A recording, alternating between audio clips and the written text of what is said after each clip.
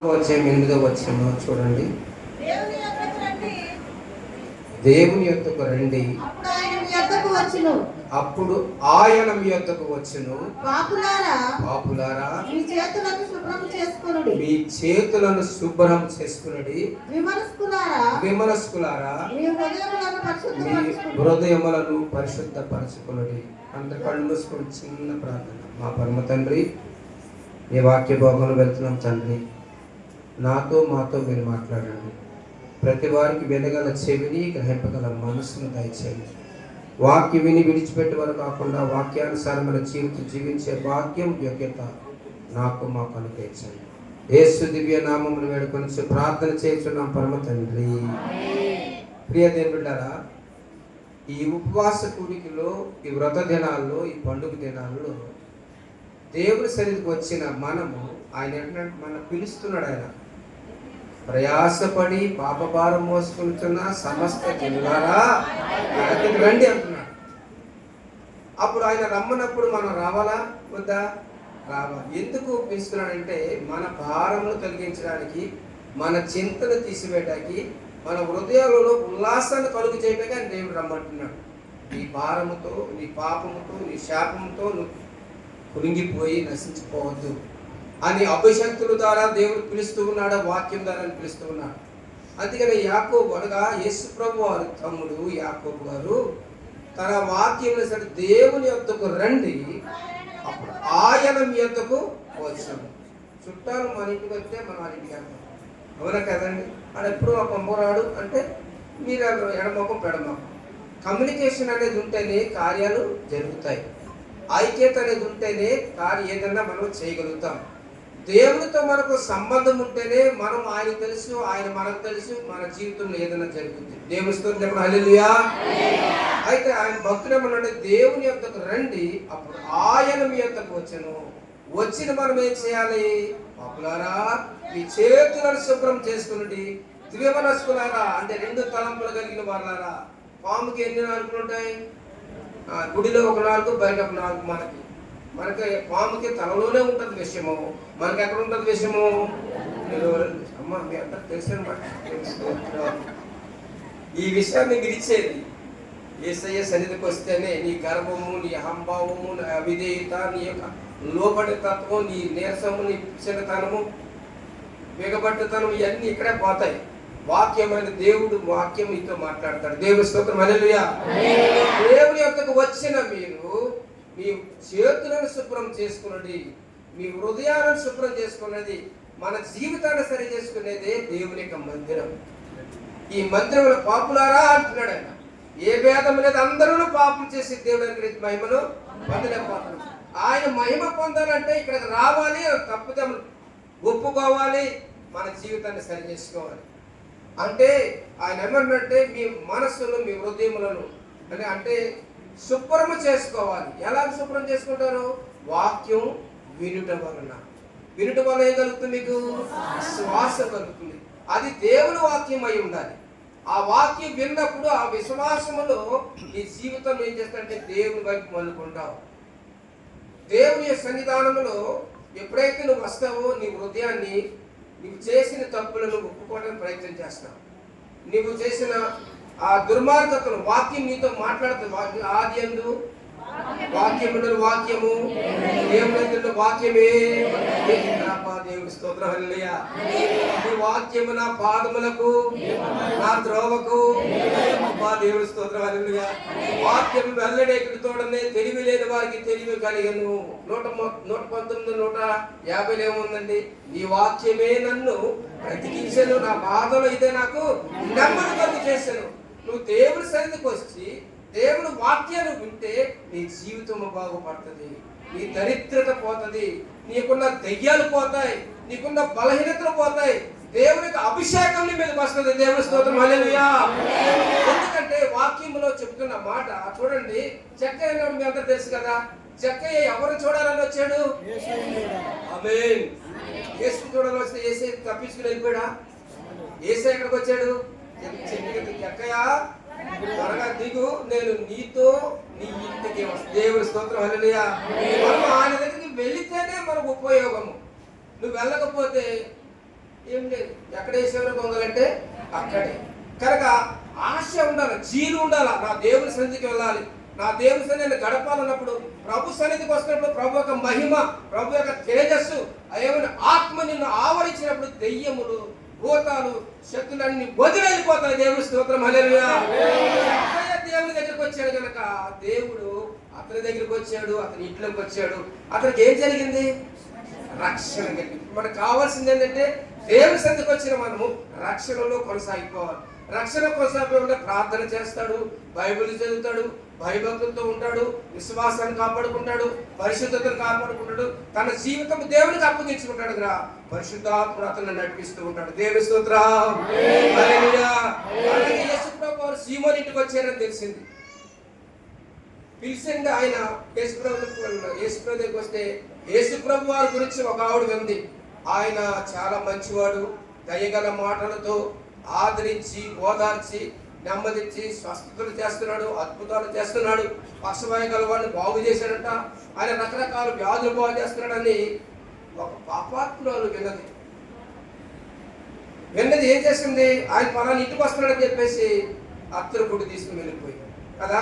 వెళ్ళి చేసిన ఏం చేసింది ఆవిడ? ఆయన పాదాలు ఏం చేసింది? తన కన్నీటితో తడిపింది, తన తల వెంట్రుకతో తుడిచింది. అంతేకాదు అత్తరు గుడ్డు పగలు కొట్టి ఆయన పాదాలు గుర్తు పెట్టుకుంటూనే ఉంది. ఆ పక్కన ఉన్న ఆ పిలిచిన వారు, ఆ శిష్యులందరూ ఇది అవతో, ఇది ఎలాంటిదో, ఈ ప్రవక్త దీనికి తెలీదా, ఎందుకు అలా చూస్తున్నాడు, అలా కాబట్టి అని లోపల అనుకుంటున్నారు. దేవునికి వాక్యం ఉంది. ఆయన ఏం చెప్తున్నట్టే, రహస్యములని secret things belong to God. నీ హృదయం యేసయ్య అందరి హృదయాలు ఎరిగిన వాడు. వాళ్ళందరూ గద్దించి, ఇదిగో నిన్ను ఆతిథ్యం ఇచ్చావు, నా శరీరం ఏర్పాటు చేయలేదు, కానీ ఇప్పుడు వచ్చినది మొదలుకొని నన్ను ఏం చేస్తుంది ఆవిడ? తన విస్తారముగా పాపాలు చేసింది, విస్తారము నన్ను ప్రేమించింది, ఆ విస్తారమైన పాపాలు నేను తీసివేస్తాను అన్నాడు. దేవుని స్తోత్రం, హల్లెలూయా, హల్లెలూయా. యేసయ్య దగ్గరికి వస్తే మన పాపములు క్షమింపబడతాయి. మెయిన్ ఎప్పుడైతే పాపములు క్షమింపబడతాయో ప్రియబడిన అవుతాం అనమాట. అప్పుడు ప్రభులో మనం ముందుకెళ్ళడానికి ఎంతైనా ఆసక్తి కలుగుతూ ఉంటుంది. ఆశ గల ప్రాణం దేవుడు ఏం చేస్తాడు? నువ్వు దేవుని దగ్గరికి వచ్చే ముందు ప్రార్థనలు ఎదుగుతావు, వాక్యములు ఎదుగుతావు, పరిశుద్ధాత్ముని తోడుగా ఉంటాడు, నిన్ను బలపరుస్తాడు. అందుకని దేవుని యొద్దకు రండి, అప్పుడు ఆయన మీ యొద్దకు వచ్చాడు. పాపులారా, మీ చేతులను శుభ్రం చేసుకోండి, మీ హృదయాలు శుభ్రం చేసుకోండి. అది ఇదే స్థలము. ఈ స్థలములోనే మన పాపమును విడిచిపెట్టాడు. ఈ స్థలంలో మనం రక్షణ పొందుకుంటాం. అంతేకాదు మరొక వాక్యంలో ఏం రాబడిందంటే, యేసు ప్రభు వారు వాక్యం ఏమి సెలవిస్తుందంటే, జక్కయ్యకి రక్షణ వచ్చింది, ఈ పాపాత్మడిగా వచ్చింది, పాపక్షమాపణ వచ్చింది. ఒక ఆవిడ ఎక్కడో దూరం 12 సంవత్సరాలు, మార్చి 5:25 కదా, 12 సంవత్సరాల నుండి ఏ వ్యాధితో ఉంది? చెప్పుకోలేని వ్యాధితో ఉంది. తన డబ్బు అంతా అయిపోయింది. చివరికి అన్నీ అయిపోయినాకే డాక్టర్ గారి దగ్గరికి వెళ్తారు. 2 విషయాలు మనం జాగ్రత్తగా చెప్పాలి. పాస్ గారి దగ్గర నిజం చెప్పాలి, డాక్టర్ గారి దగ్గర నిజం చెప్పాలి. పాస్టర్ గారి దగ్గర నిజం చెప్పదు, డాక్టర్ గారి దగ్గరికి పంపుతారు, డాక్టర్ దగ్గర నిజం చెప్పదు, దేవుడి దగ్గరికి పంపుతారు. అర్థమైందండి? యేసుని గురించి విన్నది, విశ్వాసించింది, ఆయన వెనుక తట్టునే వస్త్రపు చెంగులు పుట్టింది. ఏంటంటే ఆయనలో ప్రభావం వెళ్ళిపోయింది. దేవుని స్తోత్రం, హల్లెలూయా, హల్లెలూయా. దేవుని సన్నిధికి రావటం వలన నీకు శరీర స్వస్థత. నా నామమందు భయభక్తులు కలిగిన మీకు నీతి సూర్యుడు ఉదయించను, అతని రెక్కలకు ఆరోగ్యము కలుగు చేసి క్రొవ్విన దూడవలె గొంతులు వేస్తాను సరించండి. దేవుని స్తోత్రం. దేవుని సన్నిధికి వస్తున్నాం మనము, మన శారీరకమైన స్వస్థతలు కలుగుతాయి, ఆత్మీయ ఆదరణ కలుగుతుంది, పరిశుద్ధాత్ముడు మనలో నింపబడి ధైర్యము, ఓదార్పు, నెమ్మది దయచేస్తాడు. అది యేసయ్య వల్లే కలుగుతుంది. దేవుని స్తోత్రం, హల్లెలూయా, హల్లెలూయా. అందుకని ఎన్ని కష్టాలు కలిగినాను, నన్ను కృంగించే బాధలెన్నో, ఎన్ని నష్టాలు వాటిల్లినా, ప్రియ ప్రభువే నా పరిహారి. పాడండి పాట. ఎన్ని నష్టాలు వాటిల్లినా, ప్రియ ప్రభువే నా పరిహారి. యేసే నా పరిహారి.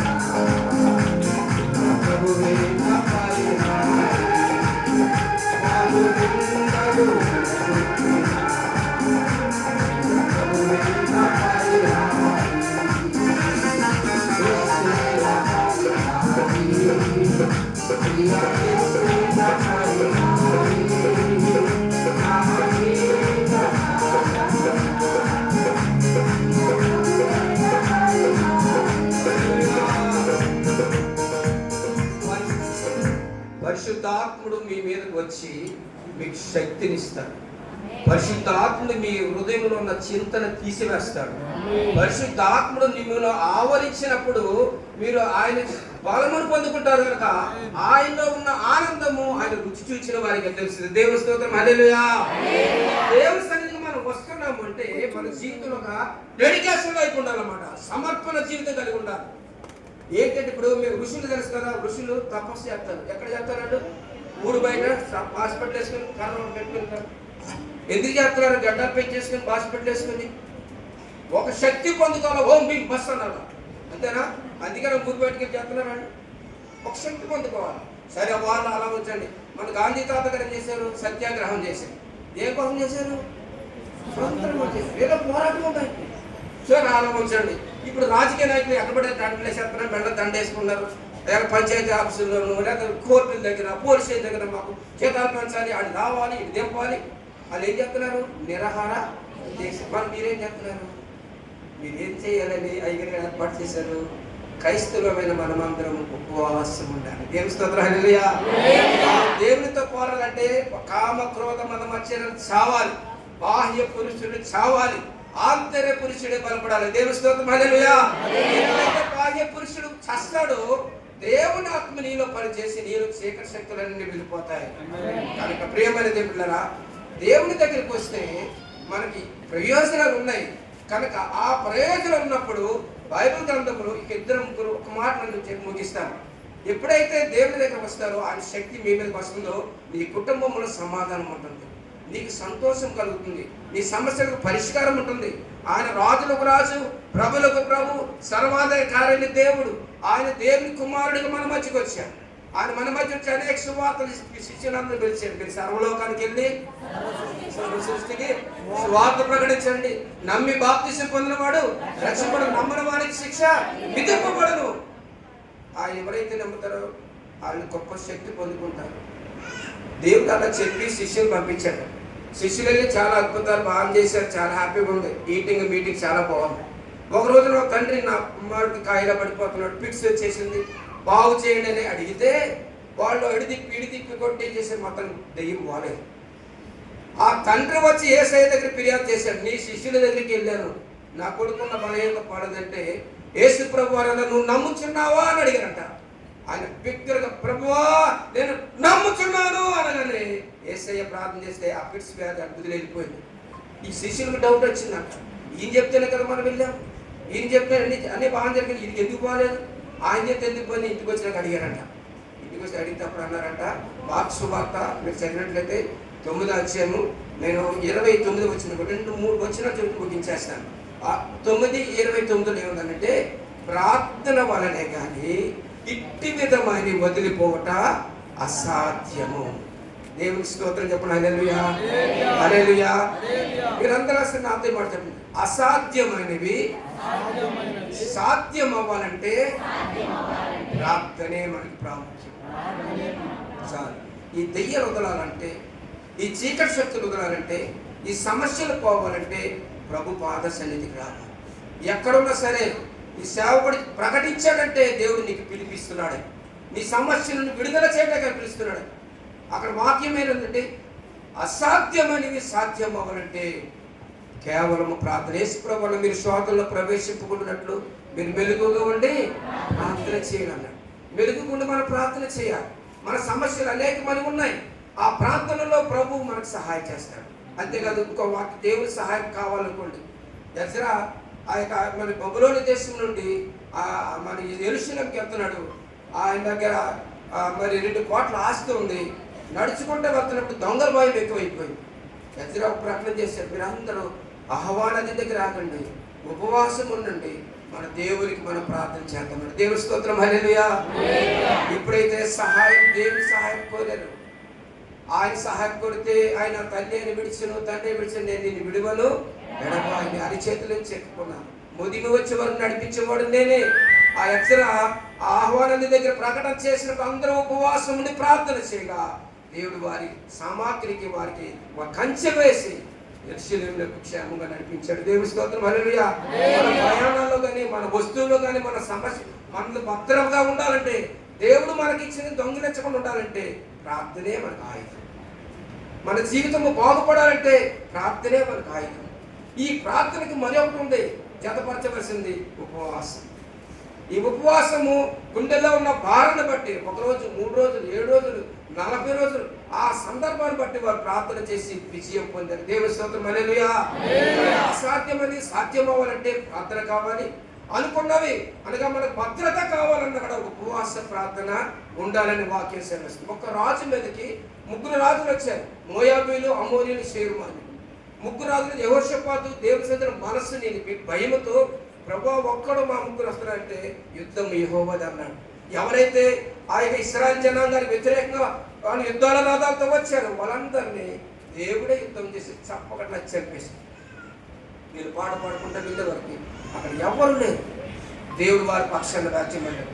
నీవు ఇరుగు పడిపోతే దెబ్బలాడలేకపోతున్నావు, దేవుడి సన్నిధికి వస్తే దేవుడు టేకప్ చేసుకుంటాడు. దేవుడి స్తోత్రం. హల్లెలూయా. నీ భయం కలిగి మనస్సు నిలుపుకొని దేవుడి సన్నిధిలో ఉపవాసం ఉండి ప్రార్థన చేస్తే ఆయన నీకు జీవితంలో గొప్ప సహాయం చేస్తాడు. యెహోషాపాతు శత్రువులను జయించడానికి ప్రార్థన చేశాడు. మన జీవితంలో చూడండి, పాడైపోయిన మన బ్రతుకులు బాగు చేయాలన్న నెహెమ్యా గ్రంథం 4 వచ్చిన అంటే నెహెమ్యా దగ్గరికి వారి చుట్టాలు వచ్చారట, ఆ పొరుగురు బంధువులు వచ్చారు. వస్తే నా ఇంటి వారు ఎలా ఉన్నారు, నా ఊరు వారు ఎలా ఉన్నారంటే ఇంకే ఊరంతా వల్ల కడైపోయింది. యెరూషలేము ప్రాకారం కాలిపోయి స్వజనులు అందరూ చల్లా చెదరైపోయారు, ఆరాధన లేదు, ఏమి లేదు అని విన్నప్పుడు, ఆ మాట విన్నప్పుడు నెహెమ్యా కొలాప్స్ అయిపోయాడు, కృంగిపోయాడు, కింద పడిపోయాడు. నేను రాజభవనంలో మంచి జాబుతో ఉన్నాను, 4 రోజులు ఉపవాసం ఉండి దేవుడి సన్నిధిని కన్నీరు గార్చి దేవుడు చెప్పిన మాట మోసేతో ఆ రోజు చెప్పాడు కదా, నువ్వు అపరాధం చేస్తే నేను తోలేస్తాను, నువ్వు పశ్చాత్తాపడి తిరిగి వస్తే నీ పాపములు క్షమిస్తాను అన్నావు కదా ప్రభు అని. ఆ తండ్రుల పాపము తన పాపం ఒప్పుకుంటూ పాపాలు ఒప్పుకుంటూ ప్రార్థన చేశాడు నెహెమ్యా. దేవుని స్తోత్రం. హల్లెలూయా. 4 రోజుల తన రాజు దగ్గరికి వెళితే రాజు వారిద్దరిని చూసి నీకేం జబ్బు లేదు కదా, ఎందుకు నీరసంగా ఉన్నావు, ఇంతకు అయ్యగారు అన్నారు నీరసంగా ఉన్నారని అలాగే వెంటనే అడిగేశారు అనమాట. అడిగితే నా స్వజనులు నా వాడు పాడైపోతే నేను ఎలా ఉంటాను, ఏం కావాలంటే నేను వెళ్తాను, నువ్వు వెళ్ళు. పత్రం రాశారు, మనుషులు ఇచ్చాడు, కావలసిన కల్పించాడు. వెళ్తుంటే సనుకులపు టోర్లు ఇద్దరు అడ్డుపడ్డారు, నవ్వేవాళ్ళు ఎగిరించేవారు, ఎలా చేసామన్నారు. ఆయన నమ్మదగిన దేవుడు. తన పనిలో వెళ్తుండగా ఆ పాడైపోయిన యెరూషలేము ప్రాకారములను 52 వారాల్లో కట్టి దేవునికి మైపరిచి మళ్ళీ ఏమైనా ఆరాధన స్టార్ట్ చేశారు. దేవుని స్తోత్రం. హల్లెలూయా. హల్లెలూయా. కుటుంబాలు విడిపోతున్నాయి, బ్రతుకులు పాడైపోతున్నాయి, జీవితాలు నాశనం అయిపోతున్నాయి. ఇవన్నీ కట్టుకోవాలంటే దేవుని సన్నిధిలో ఉపవాసం ఉండి ప్రార్థన చేయాలని దేవునికి వాక్యం. మరొక మాట చెప్తాను చూడండి. ఎవరన్నా వచ్చి ఒక వాక్యం ఏంటంటే మరణము తప్పించుట యెహోవా కష్టం, మరణము తప్పించుట యెహోవా వశం. ఎస్తేరు గారు ఉన్నారు శూషణ కోటలో. మొదటిగా అమ్మ నువ్వు రాజుగా రాణిగా ఉన్నావు, మన వాళ్ళందరూ యూదులందరూ చంపేలా చూస్తున్నాడు. ఇదిగో హామన్ గడు ప్లాన్ చేశాడు, అందరిని చంపేస్తారంటే ఆవిడ మాట అంది, నేను నా యొక్క రాజకోటలోకి నేను నా పనిగత్తులు ఉపవాసం ఉండి 3 రోజులు ప్రార్థన చేస్తాను, మీరు వెళ్ళి దేవాలయంలో ప్రార్థన చేయండి అని రాణి ఒక డెడికేషన్తో ఉపవాసం ఉండి ప్రార్థన చేసింది. వీరు పెద్దలందరూ వెళ్ళి దేవుని మందిరంలో ప్రార్థన చేశారు. ఎవడైతే గొయ్యి తవ్వాలనుకున్నాడో వాడితో వెళ్ళిపోతాడు, వాడి పడిపోయాడు. దేవుని స్తోత్రం. హల్లెలూయా. అందరిని చంపాలని ఊరిపోయి తీస్తే అదే ఊరికై మీద దేవుడు ఆయన గురి తీసేశాడు. కనుక మరణము తప్పించడు యెహోవా వశం, మరణ శాస్త్రమును తప్పించేవాడు మన దేవుడు. కనుక దేవుని వద్దకు వచ్చిన నీవు హృదయాన్ని శుద్ధి చేసుకున్నాయి, పశ్చాత్తాపంతో కన్నీటితో ప్రభుని అడిగితే విరిగిన హృదయం నేను అలక్ష్యం చేయను. తనకు నిజముగా మొరపెట్టే వారికి యెహోవా సమీపం ఉంటాడు. నా ఇంతకు వచ్చేవాడు నేను ఎంత మాత్రము రోషమేనను. నీ పాపములు నా పాపములు తీసివేయడానికి, మన భారములు మన చింతలు తీసివేయడానికి ఆయన దగ్గరికి వస్తే మన సమస్యలకు పరిష్కారము, మన జీవం కలిగిన దేవుడు యేసయ్య. దేవుని స్తోత్రం. హల్లెలూయా. హల్లెలూయా. అందుకనే అసాధ్యమని సాధ్యం అవ్వాలన్నా, అనుకున్న పనులు జరగాలన్నా మరణ శాసనాలు తప్పించాలన్నా, మనం పాడే పని జీవితాలు మనం తిరిగి కట్టుకోవాలన్నా దేవుని మందిరముకు రావాలి. కన్నీటి ప్రార్థన, ఉపవాస ప్రార్థన అది నీకు క్షేమకరమని దేవునికి వాక్య సెలవు. కనుక ఇట్టి జీవితం మనం కలిగి ఉన్నప్పుడు ప్రభు పరిశుద్ధాత్మకు మీకు వస్తుంది. అందుకనే 2000 సంవత్సరాల క్రితమే యేసు ప్రభు మనందరి చెడ్డ తలపు నిమిత్తమైన ముళ్ళ కిరీటం, మనం చేస్తున్న వ్యభిచార పనులు పెట్టడానికి బల్లెపోటు, మనం నడుతున్న దొంగ నడకలు, దొంగ రాత్రులు, కాళ్ళు చేతులకు శీలలు మిగింపబడ్డాయి. విలాసములకు బట్టి ఈ పంత దున్నబడింది. పాపం చేయనివాడు, పాపం పట్టినవాడు, పాపరైతు పాపులు అని మనందరి కొరకు ఆయన చనిపోయాడు, సమాధి. పిలుపు రాష్ట్రం 2:5 ఉందంటే దేవుని కుమారుడై ఉండి మానవ స్వరూపం తెలిసి అనగా శిలువ మరణం పొందినట్టుగా తను తాను వ్యక్తునిగా చేసుకున్నాడు. కనుక ఆత్మీయతలు మన కుటుంబాలు పెరగాలి, మన బిడ్డలు బాగుండాలి, మన భర్త, మన భార్య అన్నీ బాగుండాలంటే దేవుని సన్నిధికి రావాలి, ఉపవాసం ఉండాలి, కన్నీరు కార్చాలి, ప్రార్థన చేయాలి. ప్రభుత్వ సహవాసం కలిగితే పరిశుద్ధాత్మ మీ జీవితాలను వెలుగుమయం నడిపిస్తాడు. మీలో ఆత్మీయతో అనగా ఆ శారీరకంగా, మానసికంగా, ఆత్మీయంగా బలపరిచి తన కృపలతో మిమ్మల్ని పొందారు. దేవుడి చిన్న మాట దీవించిన గాక. సమయించిన పరిశుద్ధ అయ్య గారికి కూడా మీ అందరికీ వందనాలు.